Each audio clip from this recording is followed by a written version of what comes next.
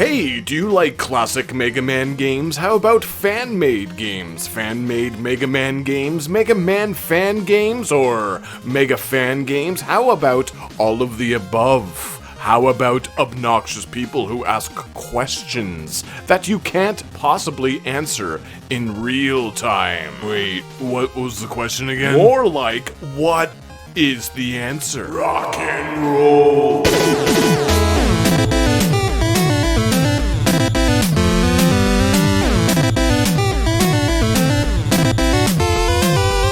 Rock'n'Roll is a beautiful Mega Man fan game created by Dennis Engelhard and released in November of 2019. In this title, we finally get to play as long-term series mainstay, Roll. Capcom has done everything in their power not to make her playable, but here, in this fan project, she is one of two starting game protagonist options, and it's great. We've had Bass and Proto Man in the past, so it seems like the Big C would rather create new male characters rather than give good ol' Roll the opportunity. Well, here we go. Roll is here alongside Rock. Or Mega for morons who still think that's his name. But hey, the real question on the table here, is Rock'n'Roll any good? I don't know. I like Black Zeppelin, Purple Turpentine. Joking aside, Rock'n'Roll is one of my favorite classic Mega Man games. Top 5 at least. Yep. Again, on this channel, another game illegitimately produced by fans that does things better than most official releases. See our Streets of Rage remake and Metroid Rogue Dawn reviews for more examples. Rock'n'Roll is a well-detailed, gorgeous-looking classic Mega Man game. The sprites are well animated, and the background visuals are intricately designed, colorful, and almost entirely original.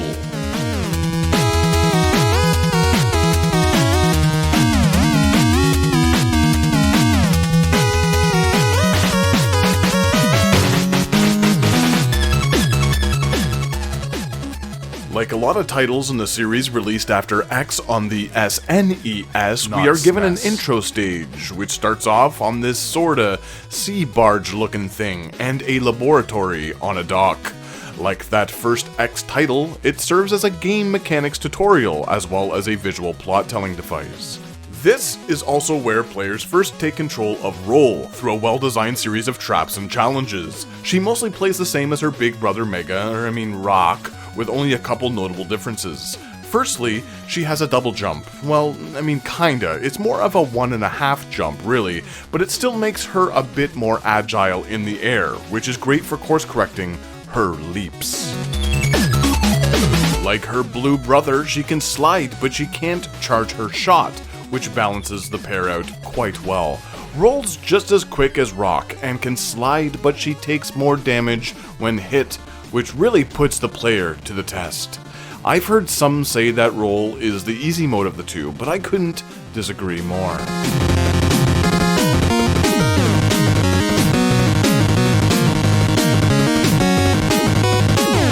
Rock is more effective when it comes to damaging enemies, since he can still charge his shot, but a bit less maneuverable. These differences might sound slight or trivial, but in practice they are quite significant, and they alter the way each protagonist navigates the stages, and subsequently, the challenges therein.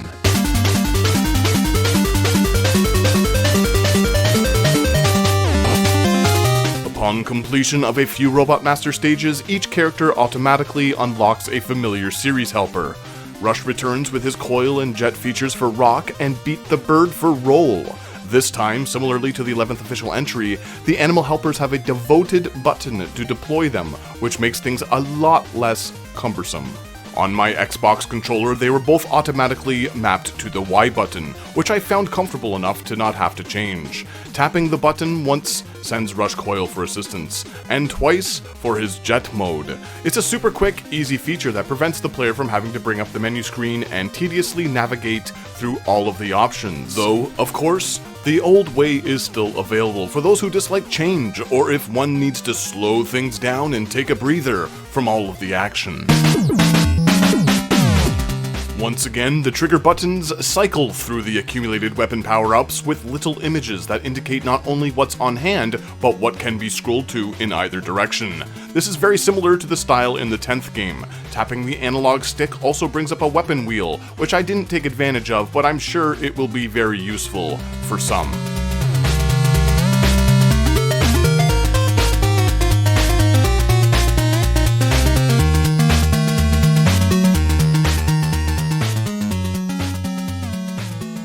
Overall, rocknroll controls how you'd expect. It's tight and responsive with flawless stage design. Seriously, I haven't played a Mega Man game this perfect conceptually ever. It's all executed brilliantly as well. The game can be extremely challenging at times, but it never felt unfair or cheap. There are a lot of new ideas, enemies, and gimmicks throughout that are always introduced in a safe, fair environment before the training wheels come off and the player is forced to fend for themselves. Even the most seemingly insurmountable of challenges are manageable with enough practice and skill. There's a fair amount of pattern memorization required, but the game never felt solely reliant on trial and error in order to succeed. This game is designed very, very well, with a difficulty curve that I found to be just right. The majority of Mega Man fan games I've played have been exhausting experiences, filled with cheap deaths, frustrating stage designs, and irritating little surprises. A lot of them are made for series experts or Adderall gulping speedrunners who can play games at a level that most can't. Rocknroll isn't that.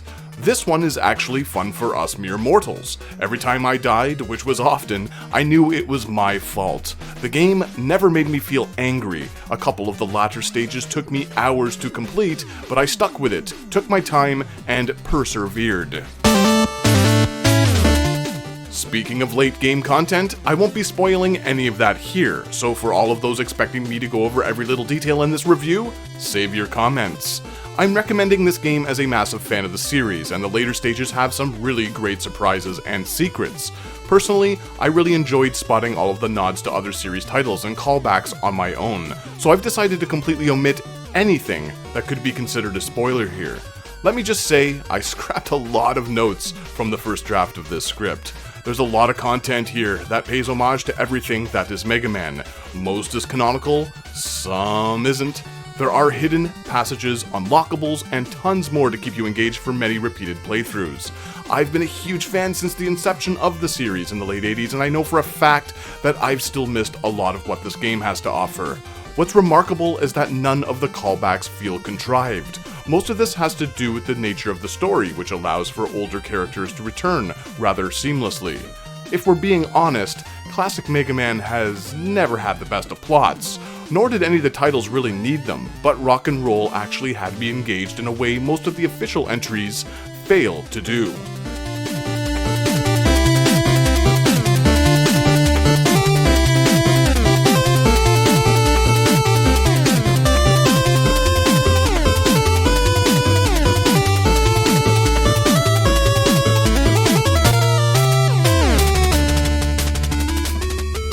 For the first time in years, some of the lesser appreciated games in the series get some much needed attention. Enemies and traps present in the first Capcom outing on the NES, as well as some from the Game Boy titles, for example. The stage select screen is similar to those from games in the early X series, complete with boss information options and a manual save feature, which is necessary as things aren't tracked automatically. So, remember, use it often. All of the new enemies are excellently designed and some of the best we've had in years. The mini-bosses and late-game big bads are inspired, clever, and a real highlight. There are some stealth sections sprinkled throughout the adventure that work surprisingly well. None of these are mandatory to do in a passive way, but players will be rewarded for executing them without alerting the enemies. It offers up a nice little challenge and keeps the levels feeling fresh upon subsequent playthroughs. I never thought I'd say it, but these stealth sections in a Mega Man game kinda work.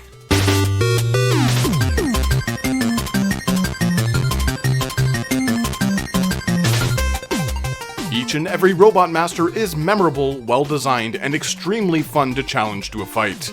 The first one I chose to take on was Drake Man during my blind run, and he was an absolute thrill to take down with my Buster.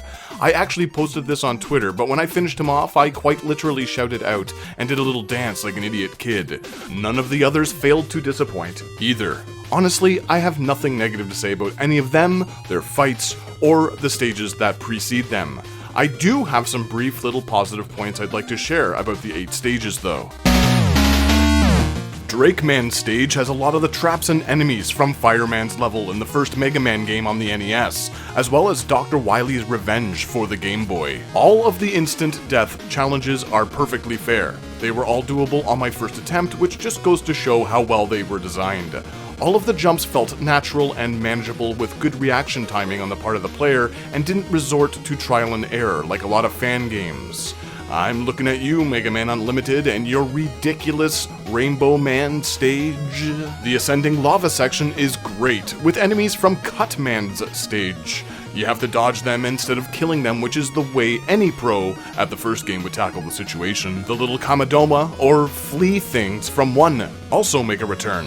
They are introduced safely before turning into 4-pronged death bombs a bit later on, when doused in fire. Oh, and as I mentioned before, the Drakeman fight is amazing.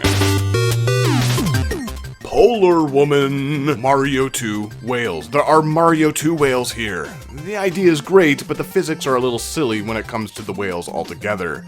It isn't game-breaking, but it can take you out of the moment a bit, considering how well the rest of the game is put together. This is also where I noticed just how fair and balanced the checkpoints are. Hey, when you shoot fire at this ice, it causes little pools of water. And also the water rises if there's like a pool of it underneath, or like a, it's pretty awesome. Again, I don't want to spoil too much, even in the 8 normal stages, but once you figure out a boss's weakness, it inflicts proper damage. None of them feel broken or too easy. And I mean, just look at Polar Woman. She's got little skates, a winter hat, scarf, just adorable. All of these sprites look so good. Reactor Man. Okay, so we're all done with the insta-quick lasers, right? I mean, collectively, we've taken it to the limit with Rainbow Man from Mega Man Unlimited, which I just mentioned. So how about we just stop?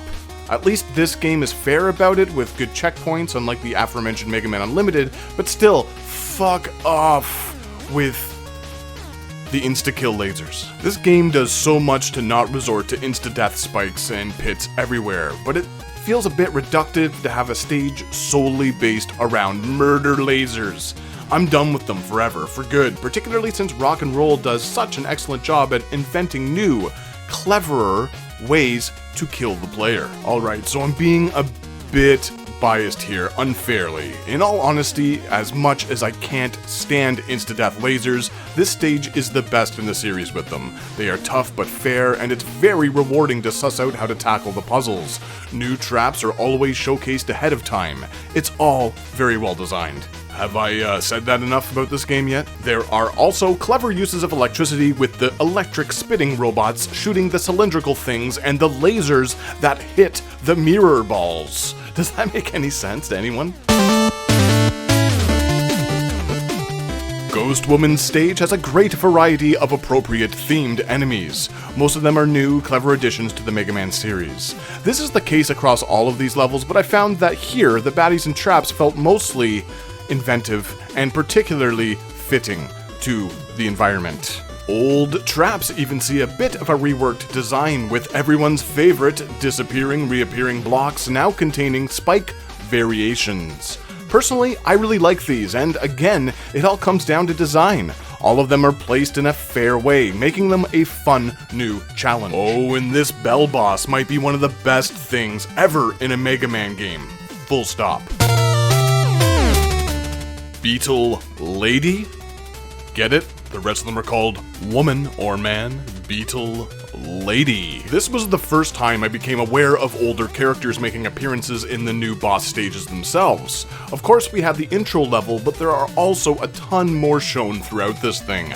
I also first noticed just how varied and large some of the alternate paths are in this game the first time I traversed this stage. The caterpillars make yet another transformation. First, in Mega Man 2, they were little larvae creatures, then caterpillars, and now beautiful butterflies. that still want to kill you, and how what I assume is a robot goes through these stages of evolution or chrysalis is well beyond what my brain can comprehend. Beetle Lady has a stage that really opens up when the player uses other robot master weapons. Again, this is the case across all of the new worlds, but this is where I noticed it most initially.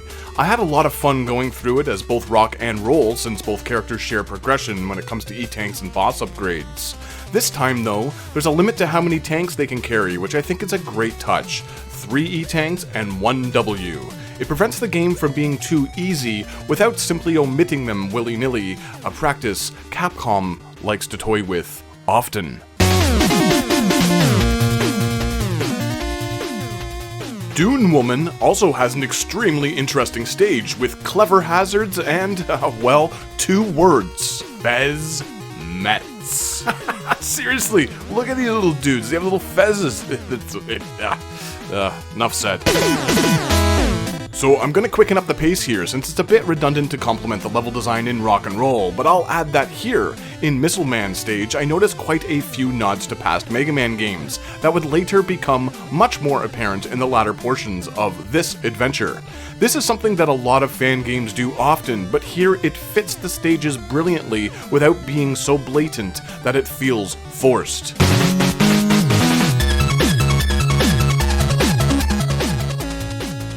This is one of, if not the best water stage in any Mega Man game. It doesn't rely solely on spike gauntlets. I mean, they're here, but they work as parts of bigger puzzle challenges. Oh, a health pellet? Squid Ink returns. Something I always loved. These dark underwater sections are great as well. Hey, try using some boss skills maybe? Not fire though, because, well, you know. Tideman is also swimming around in the background. I'm not going to show you here, but look out for him. It's kind of a nice little neat addition.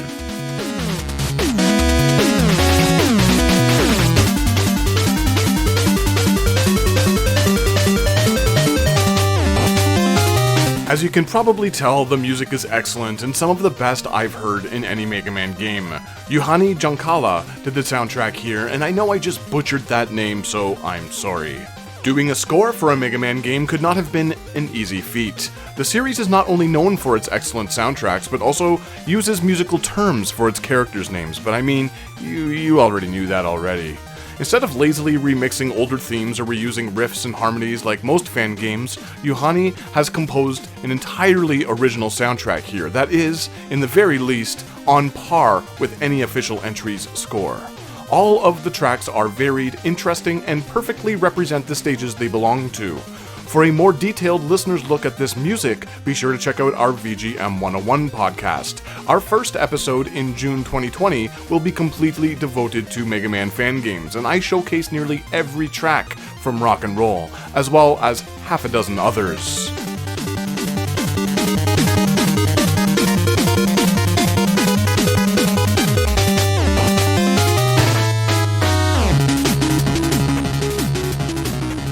So, that's it. Rock'n'roll is not only one of the best fan games out there, but one of my personal favorite Mega Man titles in the series, overall. I can't remember the last time the Blue Bomber has had me this captivated. At the time of this review, I've unlocked everything throughout 10 or so complete playthroughs. Seriously, you'd be doing yourself a great disservice if you didn't go out to the official site to pick up this free download right now. It's absolute perfection. Great job, Dennis Engelhard and company. A true masterpiece.